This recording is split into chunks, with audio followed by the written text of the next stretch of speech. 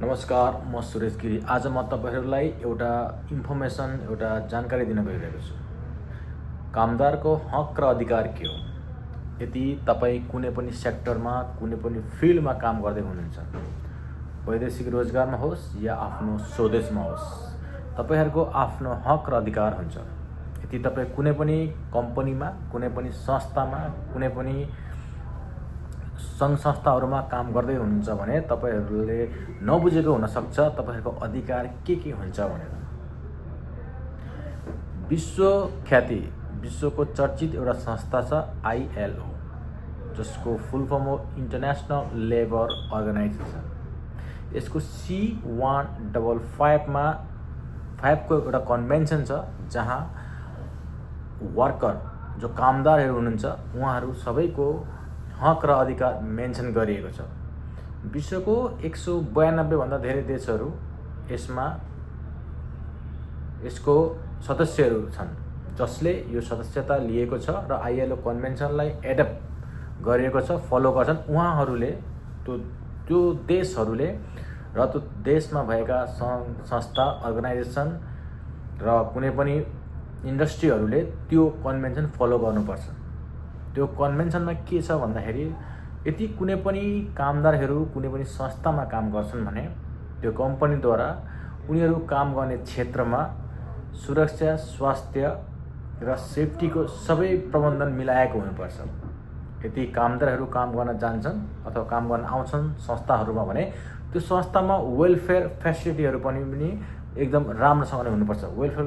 Welfare फेसिलिटीहरुमा के हुन्छ भन्दाखेरि वाशरुम हुन्छ, पानी हुन्छ, राम्रो खाने ठाउँ हुन्छ, रेस्ट एरियाहरु हुन्छ, शावर गर्ने ठाउँहरु हुन्छ, मेडिकल एरियाहरु हुन्छ, सबै कुराहरु हुन्छ। र सुरक्षा भएको ठाउँमा तपाईहरु कुनै पनि काम गर्दै हुनुहुन्छ, कुनै पनि सामान प्रयोग गर्दै हुनुहुन्छ भने त्यो सामानले तपाईलाई क्षति पुर्याउनु भएन।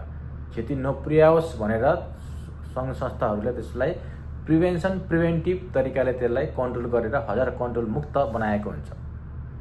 र तपाईहरुलाई कुनै पनि संस्थाहरुले काम गर्ने क्रममा कुनै पनि PPEहरु दिएको छ, कपडाहरु दिएको छ, चस्माहरु दिएको छ, हेलमेटहरु दिएको छ, जुत्ताहरु दिएको छ भने तपाईलाई त्यो सामानको कुनै पनि संघ संस्थाले तपाईको सेलेरीबाट काट्न पाउँदैन।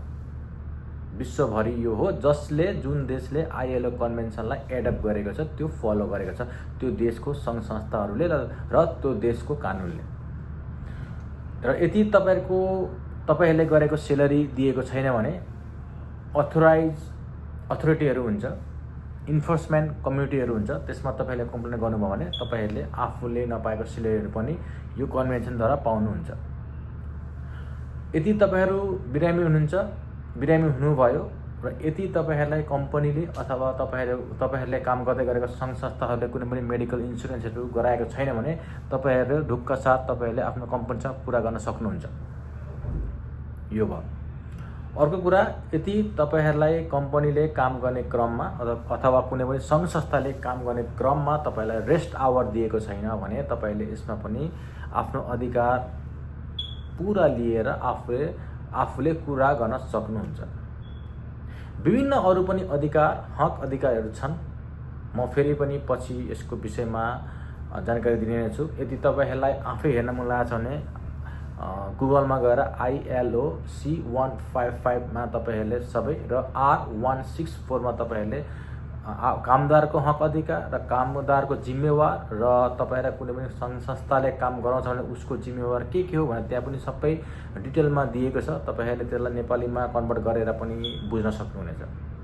हस् त, सेफ्टी फर्स्ट, सधैँ आफू सुरक्षित रहनु होला र अरूलाई पनि सुरक्षित राख्नु होला। हस् त, नमस्कार, अलवेज सेफ्टी फर्स्ट।